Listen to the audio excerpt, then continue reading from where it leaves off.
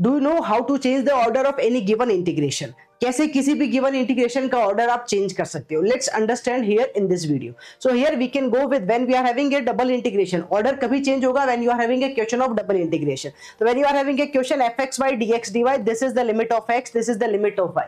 When you are changing the order, तो it's not simply कि dx dy की जगह dy dx लिख दिया. When we are changing the order, yes dx dy की जगह dy dx आएगा, बट यहाँ पे इंटीग्रेशन की लिमिट्स भी चेंज होगी. तो जो x की लिमिट थी पहले, you can see here it is mention dx, तो ये वाली जो अंदर वाली लिमिट है, inner limit is of the x. Now when you are changing the order, तो inner limit will become of y. ठीक है, तो लिमिट्स भी चेंज होंगी. Similarly when here outer limit was of y, अब यहाँ आउटर लिमिट किसकी आ जाएगी? x की आ जाएगी. तो changing the order of integration means you are changing the limit as well as dx dy to dy dx या dy dx to dx dy. ठीक है, here we are having simple 5 steps for changing the order of any given integration. बस ये 5 steps आपको follow करने हैं. Very easily you can solve any of the question. GATE में इस पे बेस्ड 2-3 बार क्वेश्चन आए हैं, और जब भी क्वेश्चन आया वो 2 मार्क्स का आया है. तो let's understand here what you need to do. First of all, the question will given to you, ठीक है, and in this case you need to identify the limits. Identify the limits means आपको question को देख के identify करना है कौन सी limits x की है और कौन सी लिमिट्स y की है.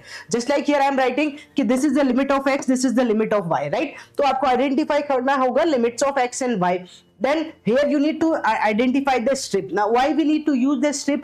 Whenever we are finding the double integration का मतलब होता है बेटा area, right? And when you are finding the double integration, the shaded region area आप निकाल रहे हो, तो उस एरिया को डायरेक्ट नहीं निकाल के उसको स्मॉल स्ट्रिप्स में कन्वर्ट कर देते हैं. And that strips basically help you to find out the integration directly. ठीक है, तो वो स्ट्रिप आपको लेनी होगी. And you should always remember when you are taking a strip, you should know the starting point of the strip and you should know the ending point of the strip. मतलब strip कहां से start हो रही है और कहां पे खत्म हो रही है. And you need to identify here कि अगर आपने strip, you are having 2 choices. You can take strip parallel to x axis or you can take strip parallel to y axis. It depends on you and it depends on the limits also कि कैसी limits आपको मिल रही है.